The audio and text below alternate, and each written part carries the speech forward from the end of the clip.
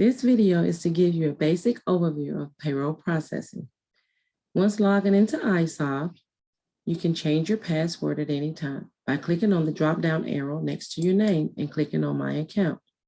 Your password must be at least 12 characters, one upper, one numeric, and one special character. Also to the left of the screen is your menu. The black area is the highest level menu, and within it, it has other menu items. You can see here, report items. Also, you can search the menu for items that you're looking for. If you're looking for a time entry grid, you can do that here and click it here. To the right of the screen, you will see a client run schedule. This schedule will give you the next 12 payrolls for your company. It also lists the type of payroll, the period begin, the period end, the run date. The run date is the date that this payroll must be processed in order for the check to be to the employees on this particular pay date. Also, at the bottom, you will see detailed information on this run schedule. Under payroll processing and payroll entry setup, there are time entry templates as well as time entry options. Under the time entry templates, this is where you can, this will allow you to customize your columns and rows that are needed when you're entering your time for your payrolls. As you can see here, we have some templates set up. If you need to add a new template, just click Add New here, and then type in the template description. Let's just say this is going to be a weekly bonus.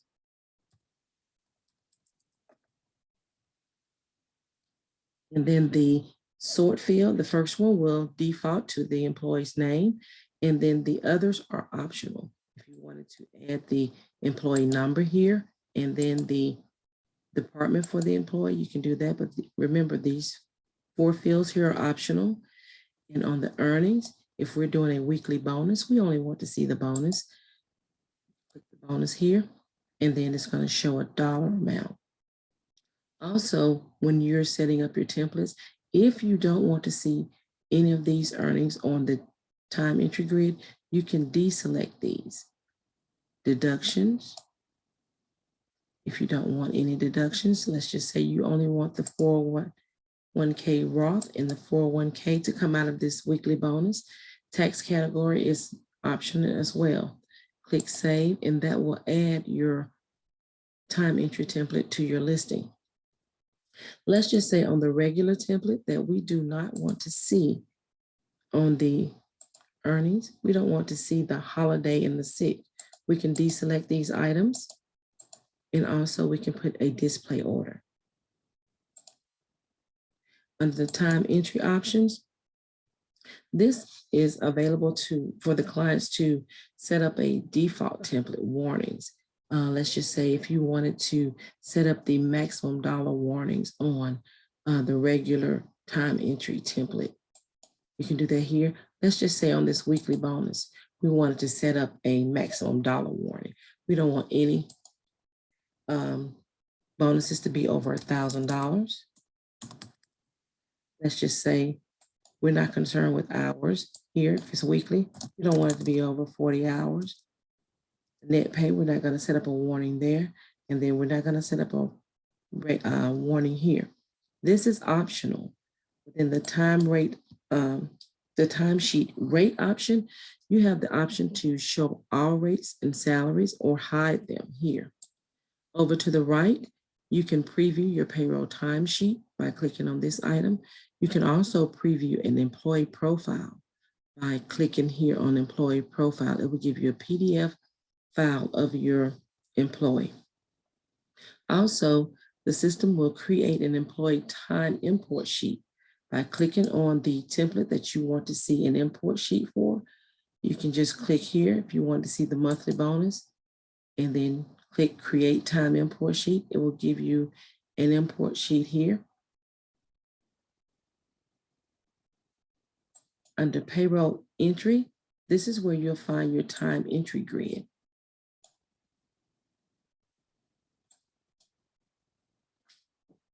The time entry grid is convenient to enter the payroll for your entire staff on one screen. You can filter your information here by choosing a template.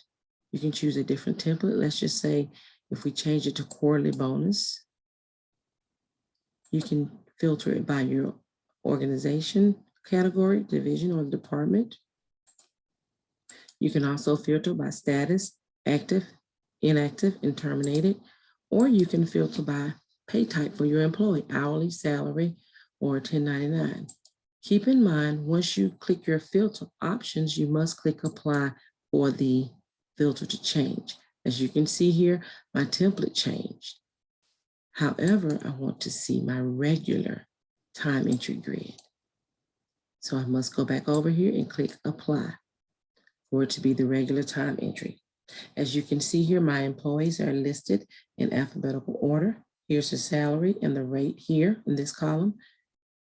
I have the option to block an employee's salary. Here it's the total hours that I've already entered. As you can see, here's your locations, your departments, your GL account number, the date. Here's where you enter your regular hours, overtime, bonus, sick. The time entry grid is set up based upon an Excel spreadsheet. You see your columns and your rows. If these earnings codes that you don't want to see, remember you can go back into your time entry template and deselect those items. Also, you can add columns here.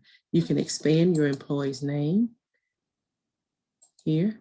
You can also show the total dollars for your entry, as well as your deductions and your taxes.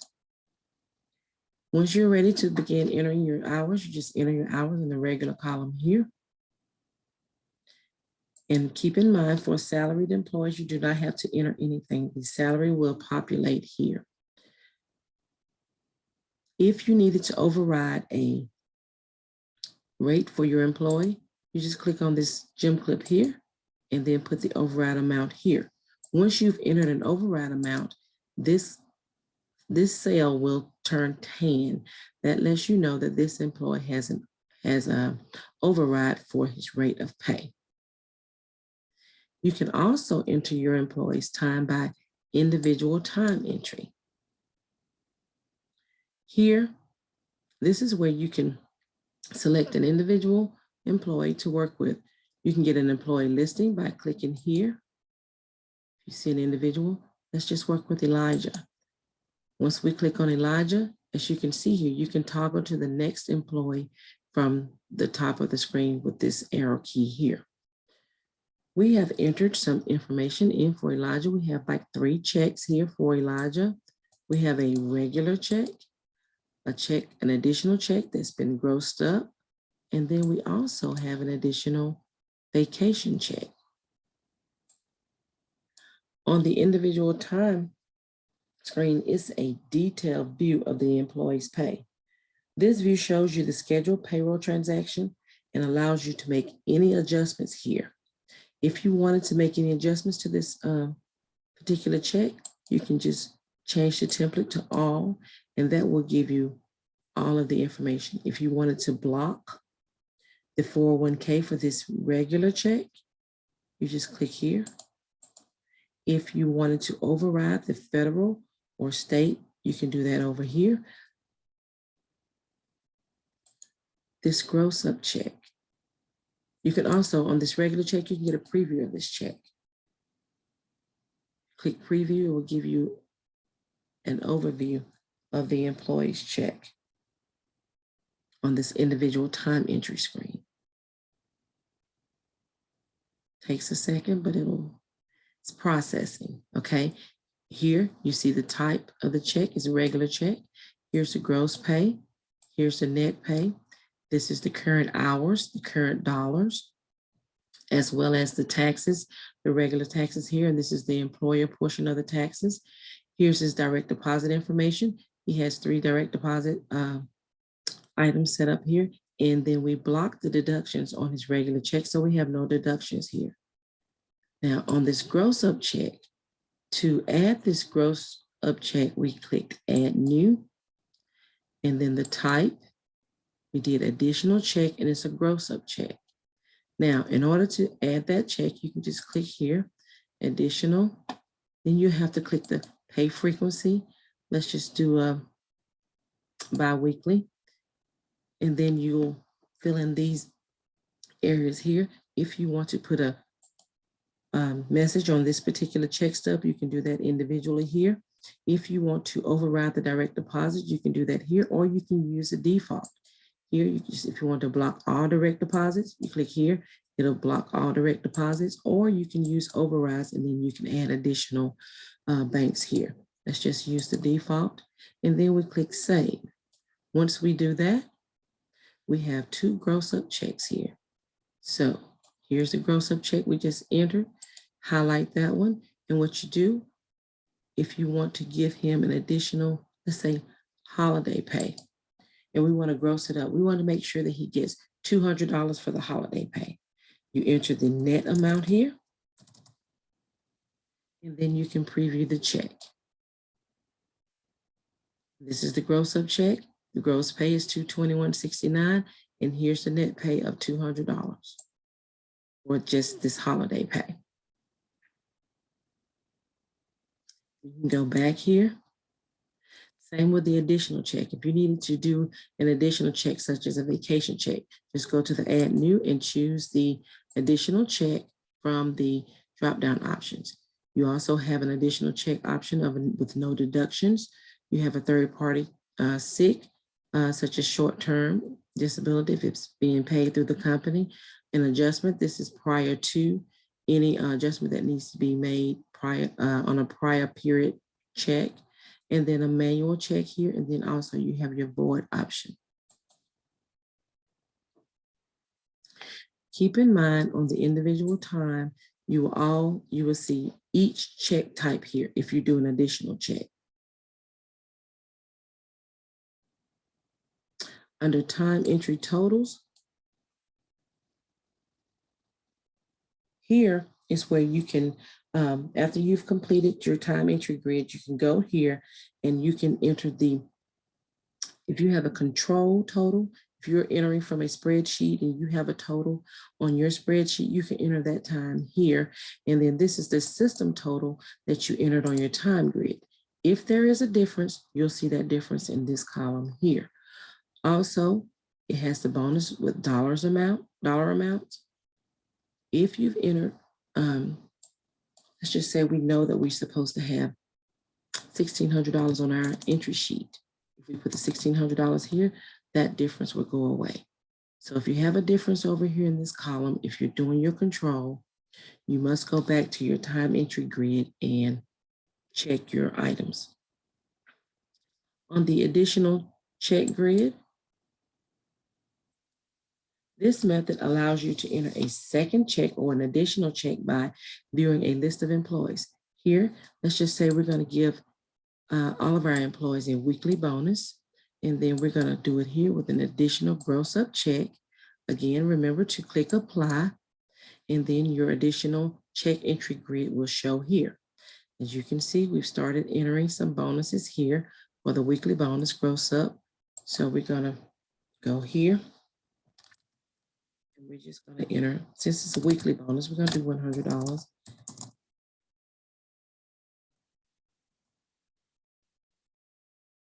This is a quick way to enter all employees for an additional check on this particular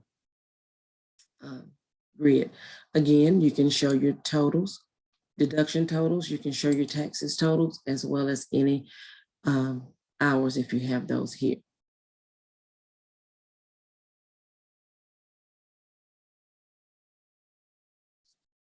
Once you're done entering your checks in your time entry grid, you can go to process your payroll. There are 3 ways to view your time entry on your checks. You can view that in your time entry here. On the time entry screen, you can look at your totals here, or you can go to individual time and you can preview your checks on the individual screens, as well as you can go to process payroll. And once you come to process payroll, you can click preview. What you do want to pay attention to is your payroll details. Make sure this is your regular run payroll. Make sure the dates are okay. If you wanted to enter a check stub message on the employee's check stub, you can do that here. This is a one-time item. You put this here. Once the payroll is processed and closed, this message will go away. Once you click Preview Payroll, the payroll will process and you will have payroll preview reports here. Once you click on the drop-down item, the 4 most frequent payroll reports that we look at to verify items is the payroll summary, payroll register, the new employee change audit, and the exceptions report. On the payroll summary, this will give you a detail of the funding for the payroll. And then the payroll register, it will give you a complete payroll register with all earnings and deductions and taxes on an employee's check. This new employee and change audit will give you a listing of the new employees that's been added to the software since the last pay period, as well as any changes. And then the exceptions report, it will give you any taxes or deductions that are not taken, or if there's anything such as a missing social or incomplete address. So let's just take a look at the payroll summary. You click on the payroll summary and you click go. And then it's going to process it and it's going to give you the information in a PDF form. Remember, this payroll summary will give you all earnings and taxes for this current payroll. It's going to give you the month-to-date totals, the quarter-to-date, and the year-to-date totals. And it's also going to give you the tax ID numbers for your review once this is processed. As you can see here, this is the payroll funding. This is the amount that's going to need to fund this payroll. Here's the tax liability here, okay? And then here's the total that's going to take for the funding. That's the direct deposit portion of it. And then here's the total for the taxes here. And then here's the total for the payroll. Close that. When we go look at the payroll register, again, this payroll register will give you employee listing with all earnings, deductions, and taxes for each check. As you can see here, here's Elijah Bell. We got the gross up check. Here's the gross up check. Here's the gross of that check. And here's the net of that $500 check. We have an additional check for Elijah. And then here's the gross and then the net. And then the breakdown of the entire check. And then if we scroll on down just a little bit, you'll see the next employee. And this is a payroll register for your payroll. And then the new employee change audit. This is what that report will look like. Remember, this is a listing of any new hires or any, any changes that were made from the last payroll to this one. It also gives you the username of who made those changes. So that's a great report to verify any changes that's been made in your company. Also, the last report is an exceptions report. This exceptions report you will see any taxes that were not taken due to insufficient funds or any missing socials, any incomplete addresses. So this one says that Patricia Garcia, the employee, is located in a jurisdiction with Louisiana withholding. So if you see something like that and you don't see the Louisiana withholding option, you must contact your payroll consultant and they will add that for you. You can preview your payroll as many times as you like before processing. Once you're done and your payroll is ready to process, you just click the process button here. And it said this payroll may have uncommitted time data. So are you sure you want to process it? Yes, we're going to process it. Then it's going to ask you to acknowledge that everything is accurate. Then we're going to click here. Yes, I acknowledge, and then process your payroll. Once the payroll is done processing, You can come down to your reporting, and your payroll reports will be here in your reports archive. As you can see here, the payroll is complete, but the reports are still generating, okay? So once the payroll is complete and the reports are generated, this is what they'll look like. You can view your reports here. Remember, the four most frequently used reports are the payroll summary, payroll register, the change audit, as well as the exceptions report. You can view that report here, or you can download it. This is after the payroll has been processed. This is the end of our payroll processing. Remember, all payroll processing may be detailed to your company.